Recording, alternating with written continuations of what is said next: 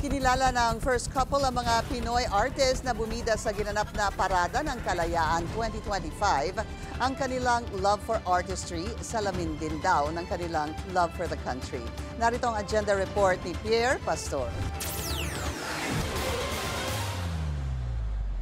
Pinangunahan ni PBBM at First Lady Liza Araneta Marcos ang pagbibigay parangal kagabi sa exceptional artistry and creativity ng mga sumali sa Parada ng Kalayaan 2025 noong Hunyo na bahagi ng selebrasyon ng 127th anniversary ng Philippine Independence Day. Pinuri ng Pangulo ang artistic mastery ng mga contingent para sa effort nila na palalimin ang pangunawa ng mga Pilipino sa mayamang kultura ng bansa sa pamamagitan ng ipinakita nilang likha at performance. Dahil ang bagong Pilipinas ay hindi lang tungkol sa pagsulong. Ito rin ay ang pag-aalala at pagbibigay halaga sa ating pinanggalingan.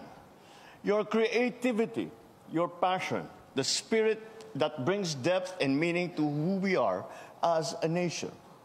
Kaya't saludo ako sa inyong lahat. Dalawa ang kategorya ng kompetisyon, ang parade at ang festival performance competition. At ang mga lumabas na grand champions, ang Ikis T. Candon na mula sa Candon, Ilocos Sur para sa parade at Tultugan Festival mula sa Maasin, Iloilo para naman sa performance. Tumanggap sila ng Certificate of Recognition, trophies at cash prizes. I hope that the spark that you have within you to join these kinds of festivities, that it will never leave.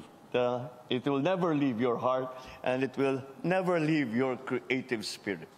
Because we are not just preserving our culture when we do this. We preserve it for the next generation, but more so, we are living our culture. We are living it proudly and joyfully and meaningfully. Hinimok din ng Pangulo ang bawat Pilipino na patuloy na ipakita na tayo ay tagapagmana ng tapang, talino at malasakit ng ating mga ninuno. Para sa Agenda, Pierre Pastor, Billionario News Channel.